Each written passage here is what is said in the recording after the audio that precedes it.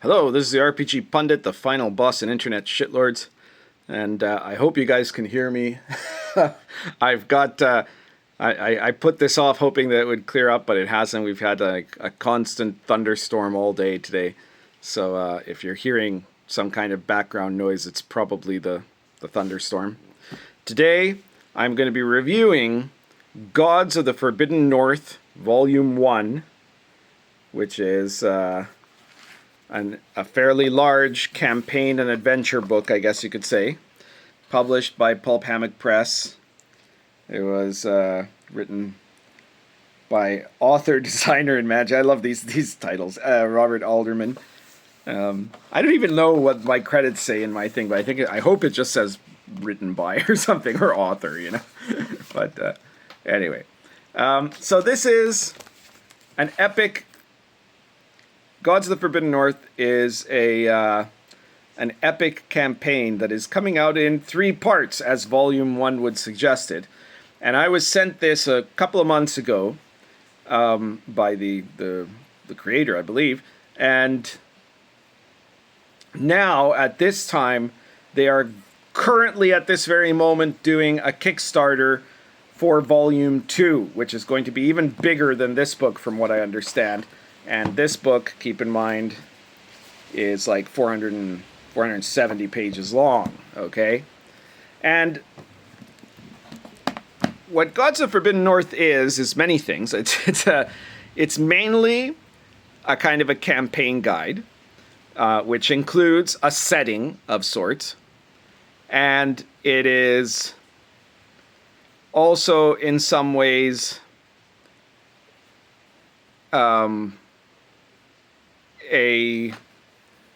an attempt to tell a kind of epic story, with all that implies. And it is also an effort to be able to combine that with an open-ended sandbox. So the question is, how good does it do at all of these various things? Okay, how does it compare to settings of mine like Sword and Caravan or Dark Albion?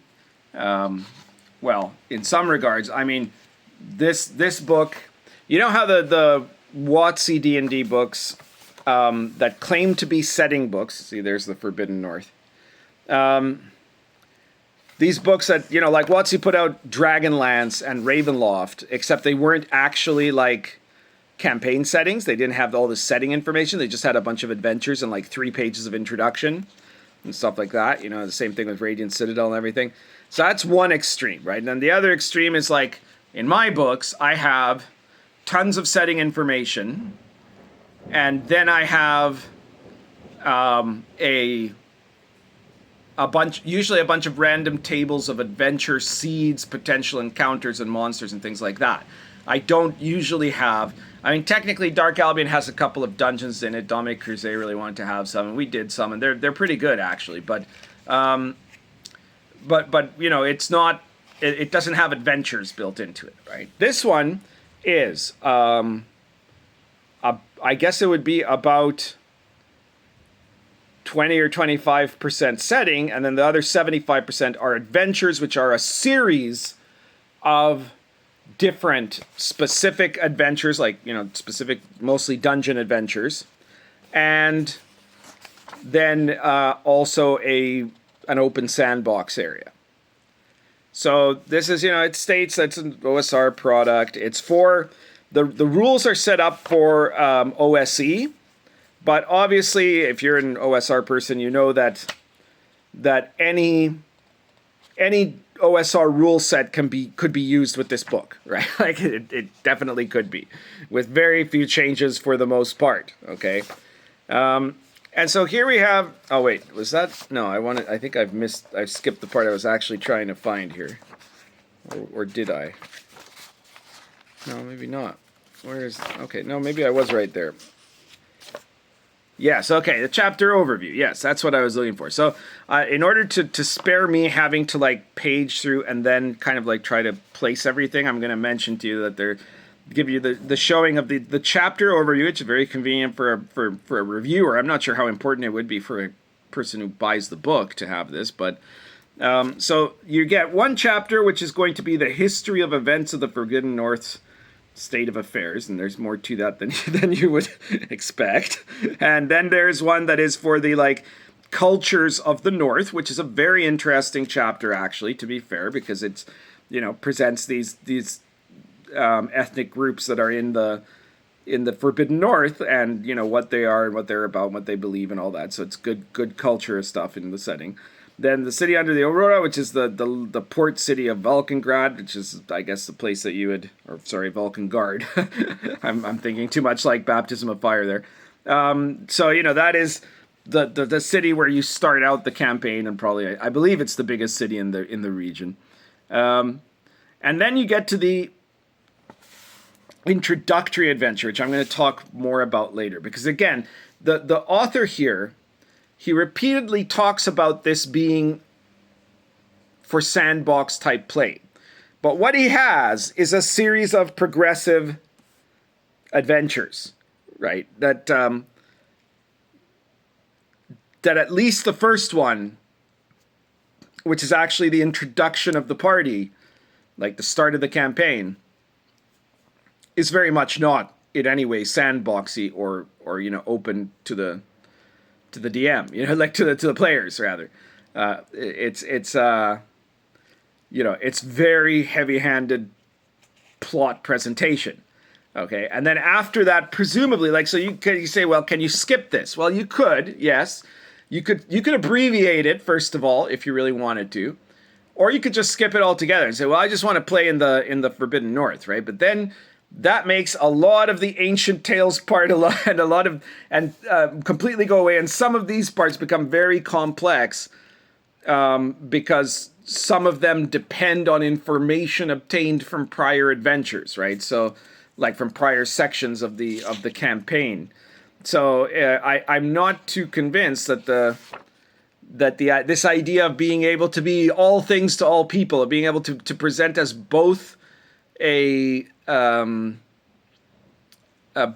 Wilderlands sandbox and an adventure path style adventure, that's going to work. And here he is trying to say, you know, like these are the styles of play. You can have open world or adventure path, and he's arguing that you can kind of do both, right? So his argument is that if you don't like the starter quest, you can just pick a tavern, start them there, and just go from there. Okay, great. But then that ignores the fact that some of the things that happen even at the very first adventure have significant influence on things that would happen in some of these other dungeons, right? Or even in the ability to find those dungeons or things like that.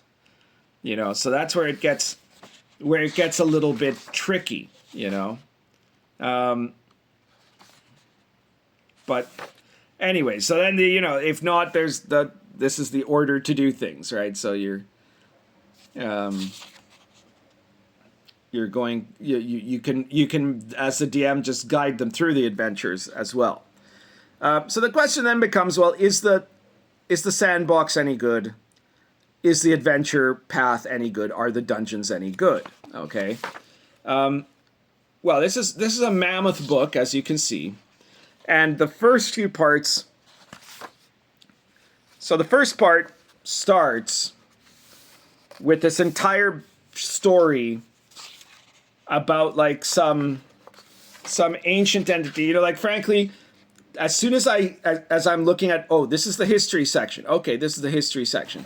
And as soon as it starts with like 30,000 years ago, that's the moment I say, no, forget it, right? You guys know me. You've seen the timelines in Sword and Caravan and in Dark Albion, right? And even though in Dark Albion sometimes I talk about like in certain parts like, oh, in the time of the elves or things like that, right? Which is fine, right? Because that means like a long time ago in a land far away, right? But it's not meant to be something that's still topical and known and known actively to people to this day in the same sort of way, right? Like, you've got to think about from the time of the Roman Empire until the time of the War of the Roses. It was only about 1,000 years. Right, and they'd forgotten a ton of that history too. You know, so like the idea that you would have a pseudo-European primitive society that would remember details in meticulous qualifications from thousands of years ago. And this is not just a critique on this guy's book, obviously, because tons of fantasy settings do this, right? And as a historian, it pisses me off. And I know I'm probably just griping to myself, because for most people who aren't historians, they won't really care. They'll be like, yeah, fine, it's fantasy, whatever, right? But it really bugs me. It bugs me when somebody says, look, this is my settings. I've meticulously plotted every year for the last 30,000 years of this setting, and it's really important that you read it before you play in my game, right? Which is wrong. And in fact, you guys, what I was trying to get to is that you guys know in my campaign, what I do talk about the past. Of course, you have to talk about the past. It's a big part of a setting, right? But I make a point when I make a setting book that the section on the past can never be allowed to be longer than the section on the future, because my little trick is that instead of bothering with making a gigantically long past timeline, you have a future timeline, the timeline of what could happen or what will happen, and that's the part that's playable. The past is only playable in retrospect, or it's only playable in the context of providing adventure cues. So if anything that you're writing about the past that isn't a direct adventure cue, either shorten it enormously or just cut it right out, But anyway, so this is like the short version of the timeline that starts at 40,000 years ago and ends at 2, right? And this is mercifully readable, right? And then he says that the guy actually says, well, you could just read this, and then you don't have to read everything else. So then why is everything else there? Like, honestly, like I could tell you why. It's because people who design the settings want to show off their lore, or because people are. And I think that's the case in this guy, but it's also sometimes because people want to be movie producers or novelists instead of RPG designers, and are just taking it out on RPGs because they can't get a Netflix deal, right? But anyways, this is blah, blah, blah, cosmic war in the heavens, blah, blah, blah, terrible Cthulhu-like monsters, blah, blah, blah. They've been stopped, but now they're coming back again. There's been peace, but now there's weird things happening in Morgoth, and now there's some nasty people that are working for the Dark One. This is the sort of stuff we make fun of in World of the Last Sun. Okay, so this is the part that I didn't particularly like about that book, and that's basically the worst thing about the book, right? But it does cover, like, how long was that? That was. Yeah, it's about 25, 30 pages of the book, right? Which it's pretty bad. But that's not so bad considering that the book is like 470 pages, right? So you could just say, well, we don't need to look at that. Or I guess you do. Maybe you do some of it if you're going to be DMing it as an adventure path. I'm not sure. So next we get into the part that I do like, moderately like, right? Because you can have too much culture wank. You can go too far, right? So here there is the northern cultures and their elements, their societies, right? So you have the one group, one ethnic group, humans, but that they have essentially a similar culture to the Inuit, or Eskimos, as people used to say. There's sections on religion, the different religions. See, this stuff is useful because it's stuff that's happening right now in the setting, right? So that's important. That's good to have. Rights and tradition, good, decent stuff. If a person's using this as a campaign, if they're planning to run multiple adventures, this stuff is probably worth reading because it gives you potential context of stuff, the way to make the culture of the setting look like, right? So that's cool. That's fine. And there's evil sects and stuff, the secret influence of the Dark One that I mentioned before, right? It's all very stereotypical. Then you have the city on the Earth. So this is the city of Valkengrad, which is, your classic, slightly wild northern city. It's a trade hub. place full of settlers, you know, and it's a frontier place, right? It's the keep on the borderlands, basically, except that it's got like 13,000 people living in it, which is pretty enormous for a frontier town. And it tells you about the government. You got a nice little map of the city there, you know. By the way, you know, as you're noticing probably by now, the art and the design of the book are all very good. They're quite consistent in their style. They match what I think the theme of the setting is. So, all in all, it's quite well done. So, rumors table, that's nice. And then we get, here is the Introductory Invention. I really have to like talk about this a little bit because again, we're now suddenly we're back to a section that I was not tremendously impressed by. So the idea here is, like, I get it. This guy says, well, you know, people always just meet in a tavern or something, or the party's already together. And, you know, so this is an adventure to make a group that is not just like randomly, well, they are kind of randomly thrown together, but they're randomly thrown together in a way that isn't arbitrary or you meet in a tavern, right? It's relevant to the plot, let's say. And so the first thing that he says, remember, there's an event, this setting, this part of the setting, because remember, I said it's going to be like, I think it's 3 products that he's coming out with. This is the first one, and this takes you from level 1 to level 5, right? So this is a low level part of this mega setting, this epic setting that has been compiled, right? And so these guys are level 1, but in theory, the idea is they've already had an adventure or some adventures together. I guess they didn't get a lot of XP for it. And they actually got an artifact called the Eye of Jakara, right? And the Eye of Jakara is an item that is also a bit of a problem if you don't want to run this adventure. Because I believe, if I understand correctly, that it is important for some of the other dungeon adventures, some of the other fixed adventures on the adventure path. So that if you don't have it, that means you have to adjust those adventures in some way to make them plausible, right? To make them available. And then here's the part that really kind of, I get it that he was trying to be clever, right? The author of, what's the author's name again?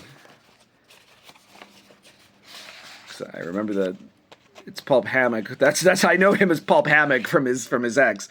But okay, Robert Alderman. I'm presuming it's Robert Alderman. All right. So Alderman, trying to be clever, decides to do this thing that would drive me absolutely nuts if I was a player, right? Which is that the DM is supposed to start by having the player characters wake up on a ship and you read a dialogue to them. And then after that dialogue, you have them do one part of creating their character, right? So you have them roll ability scores and choose a race, right? And then you read another part of them as they're going along the ship, heading to the city.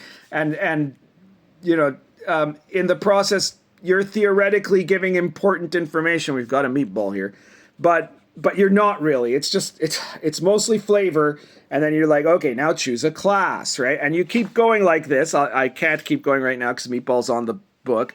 But yeah, you're on the book. Yes, you are. Don't lie to me. We can see you on the book.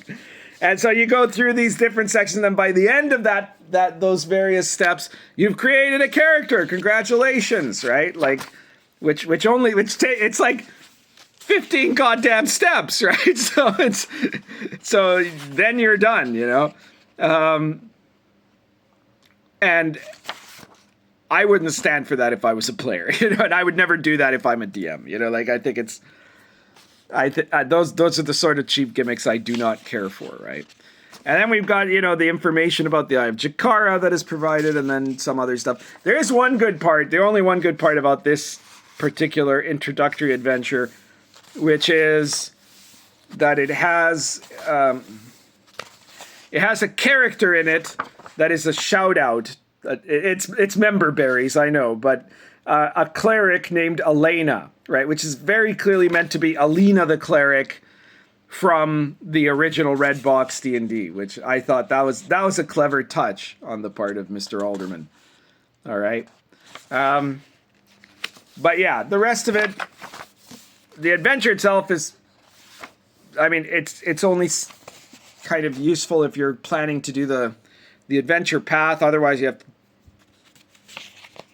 have to mess around with things, and of course, if you aren't doing the adventure path, then you also have to mess around with things, right? So it's an issue. So yeah, and there's the pre-made villain from the adventure you never played with the players from beforehand, who's coming after you because you've got that amulet, right? And so the thing is that so the eye is important for finding one of the dungeons of the adventure, right? And theoretically, if you don't have it, you can't find it, I guess. Maybe there's other ways to find it. I've kind of missed it in the process of reviewing the book. So now we get to the section of the Land Along Twilight is called, and this is the Sandbox section. Here they're talking about the Sandbox, and you're going to see that there's some very good material here for like the emulation of a virtual world, right? You know, he has details on like weather phenomena, the northern lights, climate. You can roll on tables for daily weather. You know, even I don't do this in like Sword and Caravan, but I'm not saying it's a bad thing. You know, it could be good. Depends on the campaign you're running, of course, right? But he has an overland map that I'm going to show you the map in a second, but here he has like road distances between locations on the map, because the maps is in a hex grid, right? And so if you're like, you know, in this area, between this area and that area, it's like 84 M. And I was thinking 84 meters. I know it's actually, it's meant to be miles, but you know, in the rest of the world, if you put M, you're thinking meters. I'm like, so this entire sandbox is less than 2 city blocks apart. But no, it's miles, guys. It's miles. And then you have some very detailed areas by terrain type and random encounters by terrain type. Meatball, are you even comfortable there? I guess she is. Meatball sits where she wants to sit. So yeah, this is like, as far as running a sandbox, this is all so far so good, right? Here's the map. This is the player's map that they're expected to fill in, basically, because the only place they know is there is Falcon, right? And a couple of other spots. But the rest of it is unknown Wilderlands, right? And then on the other side, they have here the DM's map that has where all the locations are, right? And they have, by hex location, every hex that has a specific place of interest is going to be detailed here. And it's a very lengthy section, right? It's a good enough grid. You could definitely be campaigning for quite a while with overland adventures going hex to hex in the Forbidden North, you know. And I mentioned that like the encounters are good, the material is good. This part is very well done.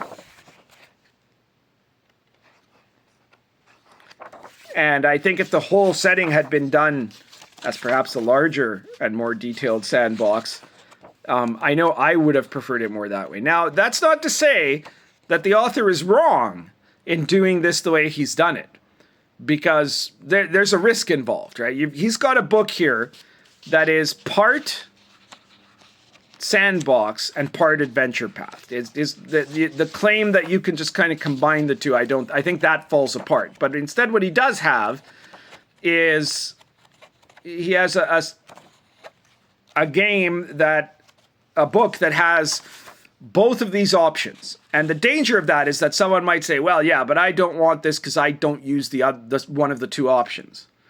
But there's also the chance that someone might say, well, you know, this is a really big book and I do want it because I use one of these options, and maybe the other one will have stuff I can use or something like that, you know. And I think that certainly could be true, especially for the people that are the sandbox people, because you could take the sandbox section and all of its various locales and have that as the open sandbox. And then most of the adventures involve also going to places.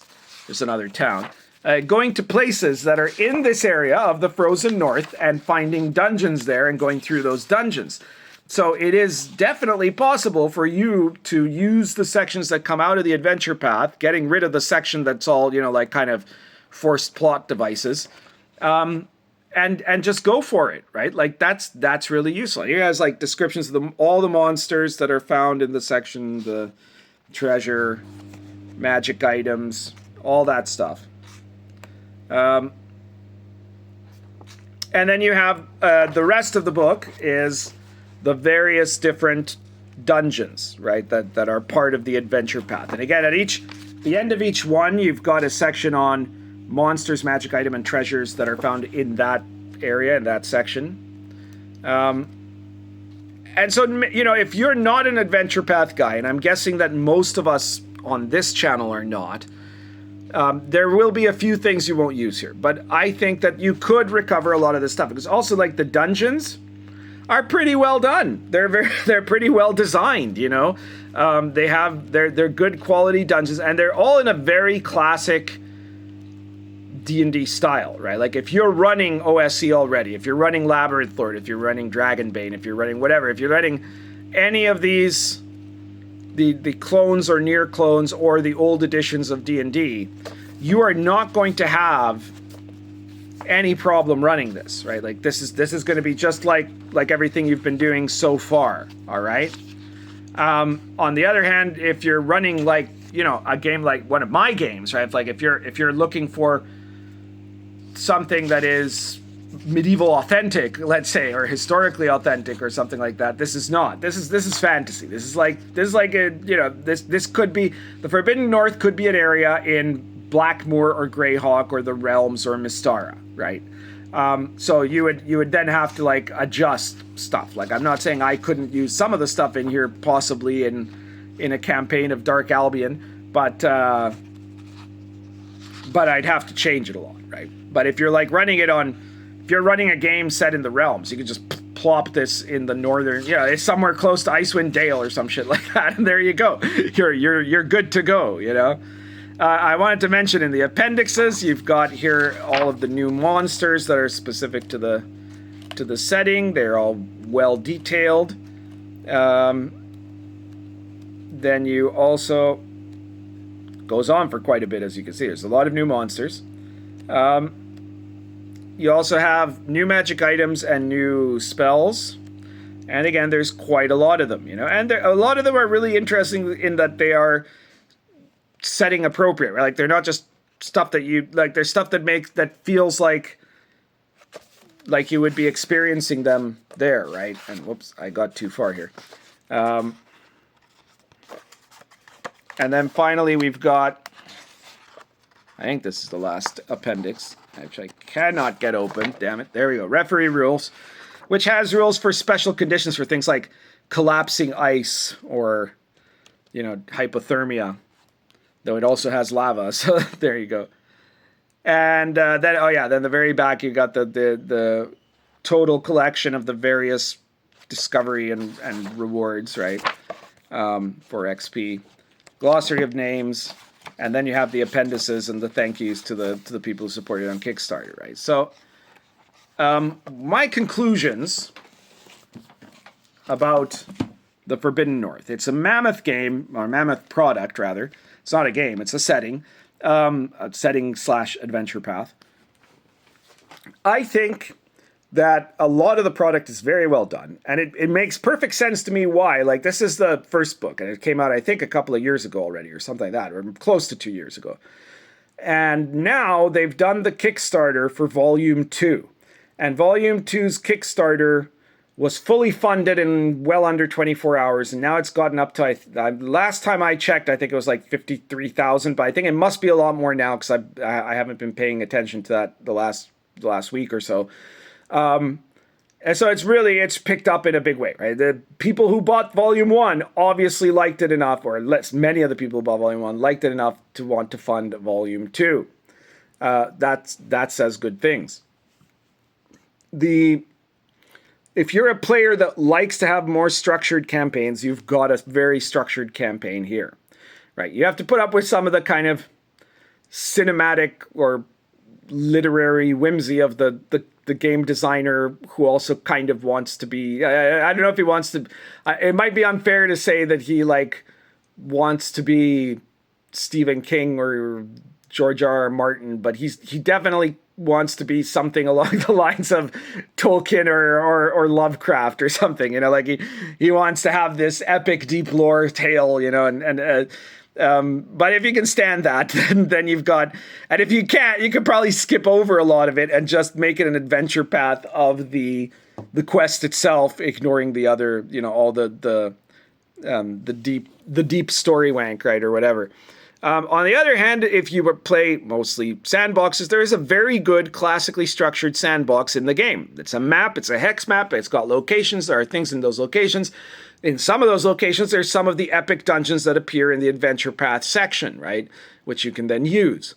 So I think all in all, this game does in some ways, or this product does in some ways succeed at being able to be something that can work for both ends of the spectrum, let's say, of the styles of play that you will experience in D&D,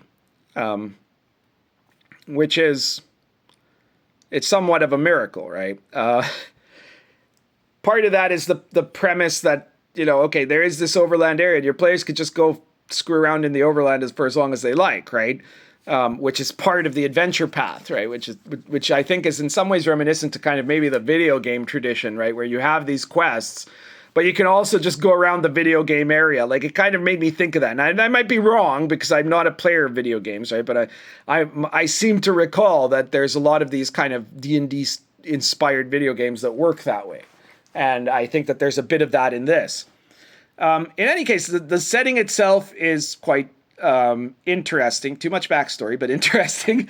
And it has interesting nemesis and interesting complications and interesting cultures. All of those are good. So yeah, I think that if you like this kind of classic, slightly epic fantasy, I'd say, because this definitely isn't gritty sword and sorcery. It also isn't high fantasy, but it is a kind of epic fantasy, right? It's that epic fantasy that is very very much the sort of thing of adventurous heroes out to deal with some grave dangers and great evils, sort of kind of for their own sake. So you can't say it's like, it's not about scummy. This isn't wretched North, you know, or something like that. But it also isn't like, the characters aren't superpowered guys, right? They're regular guys trying to do good deeds, right? So I think it's more the kind of classic heroic fantasy or epic heroic fantasy. It becomes gradually more epic, I guess. So those are that's what there is to say about Forbidden North Volume 1, the good sides and the bad. You can decide for yourself whether you would end up really liking it or whether you wouldn't. But there is a lot of stuff there, so there's definitely a lot to like, and you can also kind of add up the numbers of figuring out, in my own perspective, the addition and subtraction of the chapters that have stuff that I think are useful versus the ones that I don't. It comes out on the useful side for me. I think it's a puzzle. It doesn't mean I'm ever going to run it, right? But because, you know, I'm more this style than this, right? I would rather run something in a more real world than in like a setting inspired by Swords of Shannara or something like that, you know. So I might never run it directly, but I bet you I'm going to use some of the dungeons in there at some point or another, possibly in my DCC campaign or something, in my Dark Sun setting. This might there might end up being a whole period of the game where the players have to travel to the forbidden northern continent, you know, or something like that, and end up there. So that's one of the great things about the OSR. So I guess that's it. I'm gonna put the link to where you can get the book in the description below. As soon as I find out where that is, I got to get back in touch with Pulp Hammock. I'm guessing it's drive-through, but you'll see it. You'll see it in the description below. And I'll put a link to the Kickstarter for Volume 2 for those of you who are already interested. You've just seen this, but now you want to get both of them or whatever. And, of course, all my stuff, right? So be sure to check out the Forbidden North, but also check out my own campaign games and settings, The World of the Last Sun, if you want crazy Gonzo epic gaming. Or if you want more serious stuff, you've got stuff like Sword and Caravan and Dark Albion, The Rose War. Now, they're both epic campaigns. They have timelines because they're set, obviously, in in the real world where magic and monsters exist, but the real world. They therefore have a timeline of events that happen, which you as the DM can choose to or not to run. But they are basically sandboxes, right? You decide as the DM, at least, whether you want to direct your players or whether you want them to just go around the setting doing whatever they want and you react to that, which is how I usually run it, right? That's definitely how I run Sword and Caravan. And that's kind of how I run Dark Albion, with the exception that that the player character, well, it's not an exception, it's that the players and characters have to maneuver through the War of the Roses in what they choose to do. And sometimes events catch hold of them and they can't really get away from them. But yeah, that's normal. All right. Anyways, so check out my books. Check out all my products. My current Pundit Files series is continuing. The latest issue is called The Mendicant, and it is an adventure too. Now, that is an adventure that has kind of a plot to it. The player characters are I'm sorry, not the Mendicant, the Confraternity of Death. The Mendicant's the later one. Confraternity of Death. The player characters are called to uncover a brutal, murderous cult that is killing people ritualistically in the city of Coventry, and there are twists, and it's an investigation adventure, but it's an open investigation. It's a sandbox investigation adventure. So be sure to check that one out in the Red Room store, the Confraternity of Death. It, as well as all my other Pundit Files books, are only available on the Red Room store, and they all cost about $3.50. And that's everything for today. Currently smoking this beautiful Lorenzetti poker plus Argento Roots.